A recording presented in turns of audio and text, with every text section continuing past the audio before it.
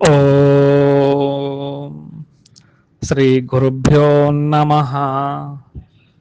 ఓం శ్రీ గణేశాయ నమః. ఓం శ్రీ కృష్ణ పరబ్రహ్మణే నమః. శ్రీమద్భగవద్గీత అద ద్వాదశోऽధ్యాయః భక్తి యోగః. యస్మాన్నో ద్విజతే లోకో లోకాన్నో ద్విజతే చ యః హర్షామర్షభయోద్వేగైః ముక్తో యః స చ మే ప్రియః. శ్రీ గురుభ్యో నమః.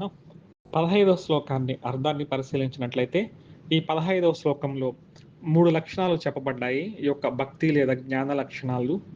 యస్మాన్నో ద్విజతే లోకో లోకాన్నో ద్విజతే చయః హర్షామర్ష భయోద్వేగై ముక్తో యస్స చ మే ప్రియః అన్నారు భగవానుల వారు. యస్మాత్ అంటే ఎవ్వని వలన, లోకః అంటే లోకః అంటే ప్రాణి, ఏ ప్రాణియు కూడా, నా ఉద్విజతే ఇక్కడ విడదీసి చదువుకోవాలి. యస్మాన్నో ద్విజతే అని చదువుకుంటూ ఉంటారు ఎక్కువ మంది. యస్మాన్నో ద్విజతే లోకో కాదు, యస్మాన్నో ఉద్విజతే అని అక్కడ అనమాట అర్థం.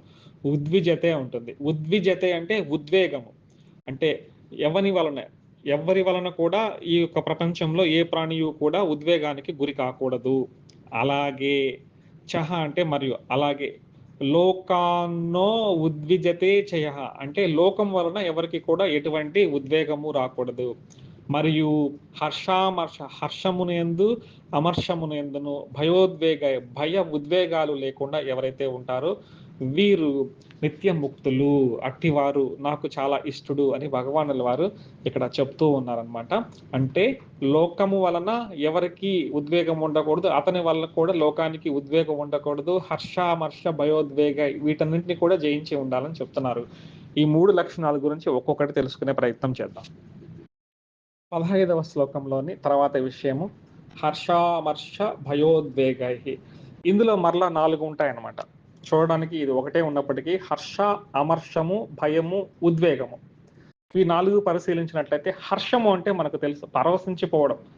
మనకు సాధారణంగా కోరికలు ఉంటూ ఉంటాయి.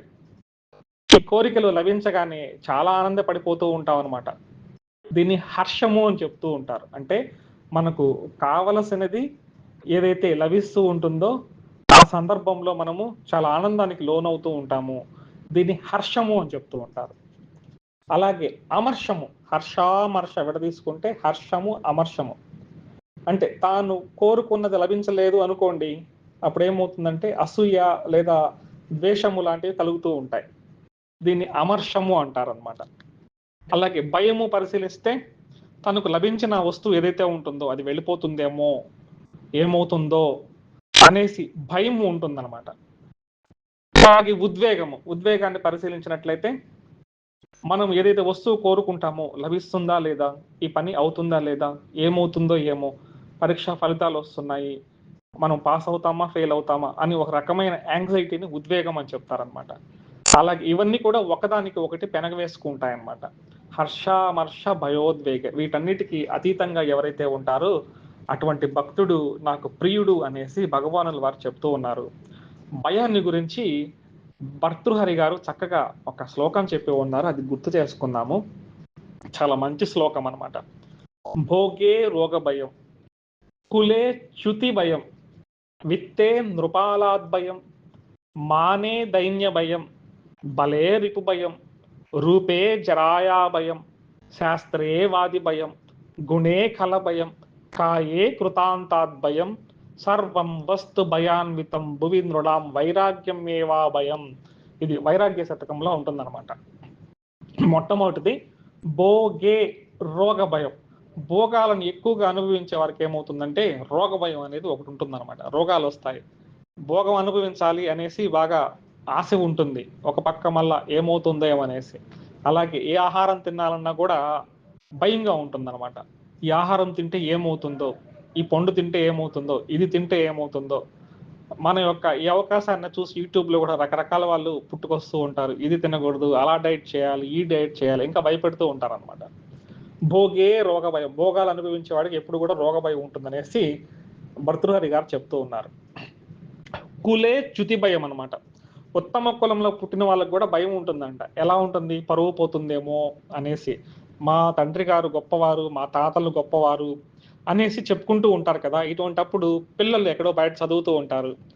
వీళ్ళు ఏం చేస్తారో, మన వంశ ప్రతిష్టను నిలబెడతారు, నిలబెట్టరు, ఎవరిని పెళ్లి చేసుకుంటారు, మనకు తెలియకుండా పెళ్లి చేసుకుంటారో లేదో, లేకపోతే ఏమవుతుందో, నా పేరు నిలబెడతారో లేదో అని ఒక రకంగా భయం ఉంటుందన్నమాట. దీన్నే కులేచ్యుతి భయం. అంటే వంశం ఏమన్నా చెడ్డ పేరు వస్తుందేమో భయపడుతూ ఉంటారనమాట. ఇది ఒక రకమైన భయం. భయముల రకాలు ఇవన్నీ. విత్తే నృపాలాద్ భయం అనేసి ఇంకొకటి చెప్పారు. విత్తే అంటే విత్తము అంటే డబ్బు అనమాట. ధనం ఎక్కువగా ఉందనుకోండి, రాజు యొక్క భయం ఉంటుందంట. రాజు అంటే ప్రస్తుత పరిస్థితులలో గవర్నమెంట్ అనుకోవచ్చు, ప్రభుత్వము. అంటే డబ్బు ఎక్కువ ఉందనుకోండి, ట్యాక్స్ కట్టాలి కదా! విత్తే నృపాలాద్ భయం అంటే ఆ రోజుల్లో రాజులు శిస్తు వసూలు చేసేవారు. ఇప్పుడు టాక్సెస్ అంటూ ఉన్నాము. ఈ టాక్సెస్‌ని ఎగకొట్టడానికి రకరకాల ప్రయత్నాలు చేస్తూ ఉంటారు. అంటే డబ్బు ఎక్కువ ఉన్నా కూడా భయము, నృపాల భయం అనేసి చెప్పారు. మానే ధైన్యబనం. మానే అంటే అభిమానం అనమాట. అభిమానం ఎక్కువ ఉందనుకోండి, అంటే బాగా పేరు ప్రతిష్టలు ఉన్నవారికి ఎవరికైనా ఈ పేరు ప్రతిష్టలు ఎక్కడన్నా భంగము కలుగుతాయేమో అనేసి చాలా భయపడుతూ ఉంటారనమాట. ఇది ఒక రకమైన భయం అనమాట. దీని గురించి భగవద్గీతలో కూడా 2వ అధ్యాయం 30 శ్లోకంలో చెప్పబడింది. అకీర్తిం చాపి భూతాని కథ ఇష్యంతి తే వ్యయాం సంభావితస్య చాకీర్తి మరణాదతిరిచ్యతే. సంభావితస్య చాకీర్తి మరణాదతిరిచ్యతే అన్నారు.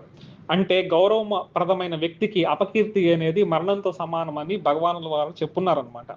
అంటే విషయం ఏంటంటే ఇది ఏది మానే దైన్య భయం అనేసి భర్తృహరి గారు చెప్పారు. బలేరిపు భయం అంటే బలవంతుడికి శత్రువుల గురించి ఎప్పుడు భయం ఉంటుందన్నమాట. ఎంతటి రాజైనా కూడా పక్క రాజ్యం వాళ్ళు దండెత్తుతారేమో అనేసి భయం ఉంటుందన్నమాట. అంటే బలము ఉన్న వారికి కూడా శత్రువుల గురించి భయం ఉంటుందన్నమాట.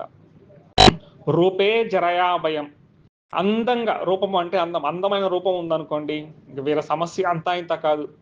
ఎక్కడ వృద్ధాప్యం వచ్చేస్తుందో, నా యొక్క ముఖము ముడతలు పడిపోతాయో, అందం తరిగిపోతుందో అనేసి రకరకాల ప్రయత్నాలు. అంటే అందము మీద శ్రద్ధ.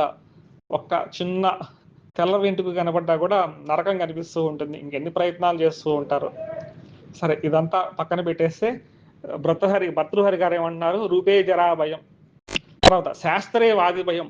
అద్భుతమైన శాస్త్రాలు అంటే పొట్టకూటి కోసం నేర్చుకునే శాస్త్రాలు, ఆత్మజ్ఞానం కోసం చెప్పుకునే శాస్త్రాలు కాకుండా శాస్త్రాలు బాగా చదువుకో ఉంటారు పొట్టకూటి కోసం. ఇది తెలిసిన వారికి ఎవరైనా వాదము, ఇంతకు ముందు రోజుల్లో వాద ప్రతివాదాలు ఉండేయన్నమాట. ఎవరన్నా శాస్త్రాన్ని క్షుణ్ణంగా నేర్చుకున్నట్టయితే అతని శాస్త్రానికి వాదము అనేది ఉండేదన్నమాట. పూర్వపు రోజుల్లో శ్రీకృష్ణదేవరాయల వారి ఆస్థానంలో చూసినట్టయితే ఇలాంటి ఎక్కువ జరుగుతూ ఉండేటివన్నీ మనం కథలుగా విన్నాం. అంటే శాస్త్రాలలో నిష్ణాతులు ఎవరైతే ఉంటారో వాదము కోసం కూడా వస్తూ ఉంటారనమాట. వీరికి వాద భయం ఉంటుందన్నమాట.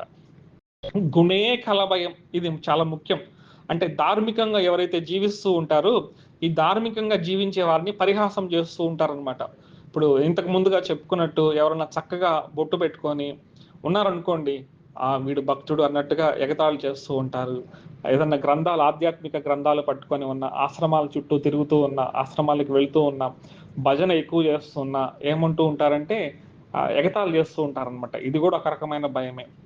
కాయే కృతాంతాత్ భయం అనేసి అన్నట్టు. అంటే ఇంతకు ముందు చెప్పుకున్నట్టుగానే అందం మీద ఎలా అయితే భయం ఉంటుందో, వృద్ధాప్యం వచ్చి పడుతుంటే కొంతమందికి చాలా ఆలోచన ఉంటుంది. ఇప్పుడు నేను ఇలా ఉన్నాను, కొన్ని రోజులకి వృద్ధాప్యం పొందుతానేమో, ముసలివాడిని అయిపోతానేమో, అప్పుడు యమధర్మరాజు గారు వచ్చి నన్ను పట్టుకు వెళ్తారేమో, ఇది ఎక్కువ మందికి ఉంటుందన్నమాట. ఇవన్నీ కూడా భయాలన్నమాట. అలా చివరిగా ఏం చెప్తున్నారంటే సర్వం వస్తు భయాన్వితం భువి నృణాం. ఈ విధంగా అశాశ్వతమైన ప్రపంచం ఏదైతే ఉంటుందో ఏ వస్తువు పట్టుకున్నా కూడా ఆ వస్తువు మనకు భయాన్ని కలగజేస్తుంది కానీ అభయాన్ని కలగచేయదు. అయితే ఇప్పుడు ఏం చేయాలి? వైరాగ్యమేవా భయం అన్నారు. అంటే వైరాగ్యాన్ని పట్టుకుంటే, అంటే భగవతత్వాన్ని ఎప్పుడైతే నువ్వు తెలుసుకుంటావో, భగవంతుని మీద ఆధారపడడం ఎప్పుడైతే తెలుసుకుంటామో, భగవంతుల వారిని అనుభవంలోకి ఎప్పుడు తెలుసుకుంటామో అప్పుడు నిజమైన ధైర్యం వస్తుంది, భయపడవు అనేసి చెప్తూ ఉన్నారనమాట. అదే విషయాన్ని భగవానుల వారు మనకు భక్తి యోగంలో కూడా చెప్పారనమాట. ఇప్పుడు ఇంకొక ఉదాహరణ చెప్తే, ఒక చిన్న పక్షి గారు ఒక కొమ్మ మీద వాలుతారనమాట. ఒక చిన్న పక్షి గారు చెప్తున్నారు. ఆ కొమ్మ మీద వాలినప్పుడు ఆ కొమ్మ ఊగుతూ ఉంటుందనమాట. ఆ కొమ్మ ఊగుతూ ఉన్నప్పుడు ఆ పక్షి గారికి భయం ఉండదనమాట. ఎందుకంటే ఆ పక్షి గారు ఆ కొమ్మ మీద ఆధారపడలేదు. ఆ కొమ్మ ఊగుతూ ఉన్నప్పటికీ తను మాత్రం సంతోషంగానే ఉంటుంది. అది తన సొంత రెక్కల మీద ఆధారపడి ఉంటుంది కాబట్టి, ఈ కొమ్మ మీద ఆధారపడలేదు కాబట్టి హ్యాపీగానే ఉంటుందనమాట. అలాగే మనం ఎప్పుడు ఈ కొమ్మ లాంటి భౌతికమైన విషయాలు ప్రపంచం మీద ఆధారపడుతూ ఉంటామో, మనకు నిజంగానే భయమనేదే కలుగుతూ ఉంటుంది. అలా కాకుండా తన సొంత రెక్కల మీద ఆ పక్షి గారున్నట్టు, మన లోపల ఉండే ఆత్మతత్వాన్ని మనం ఎప్పుడైతే తెలుసుకుంటూ ఉంటామో, అప్పుడు భయము అనేది ఉండదు అనేసి చెప్తూ ఉన్నారనమాట. ఇది భర్తృహరి గారు చెప్పిన శ్లోకము చాలా గొప్ప శ్లోకం అనమాట.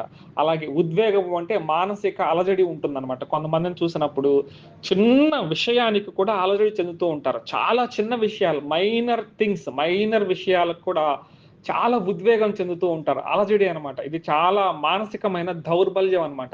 ఈ ఉద్వేగంలో నుంచే చిన్న మనకు అనుకూలంగా అంటే హర్షము, అమర్షం అని చెప్పాం గదా! అమర్షము వచ్చినప్పుడు మనకు ప్రతికూలంగా ఏమన్నా జరిగినప్పుడు ఆత్మహత్యలు చేసుకుంటూ ఉంటారు. ఉదాహరణగా మనము పరీక్షలో పాస్ అయితే హర్షము అని చెప్పుకున్నాం. కొంతమంది పాపం దురదృష్టవశాత్తు ఫెయిల్ అయ్యారనుకోండి, ఉద్వేగం ఎక్కువైపోయి ఆత్మహత్యలు గూడా చేసుకుంటూ ఉంటారు. ఇది చాలా పొరపాటనమాట. కాబట్టి ఉద్వేగ రహితంగా ఎప్పుడు ఉంటారంటే ఆధ్యాత్మిక ప్రపంచంలోకి వచ్చినప్పుడు భగవద్గీతాది, రామాయణాది, భారతాది, భాగవతాది గ్రంథాలను చదివినప్పుడు ఈ యొక్క మానసిక అలజడి ఏమవుతుందంటే తగ్గుముఖం పడుతూ ఉంటుందన్నమాట. భగవతత్వాన్ని తెలుసుకునే కొలది ఏమవుతుందంటే ఈ హర్షము, అమర్షము, భయము, ఉద్వేగము అన్నీ పోతాయి అని చెప్తున్నారు. ఓ అర్జున, ఇవన్నీ కూడా జ్ఞాన లక్షణాలు. ఇవన్నీ ఎవరైతే సాధిస్తారో వారు నిజమైన ముక్తులు. ముక్తో యస్ సచమే ప్రియః, వారు నిజమైన అటువంటి జ్ఞాని ముక్తుడు. వారు నాకు చాలా ప్రియుడు అనేసి భగవంతుల వారు ఈ యొక్క 15వ శ్లోకంలో చెప్తున్నారు.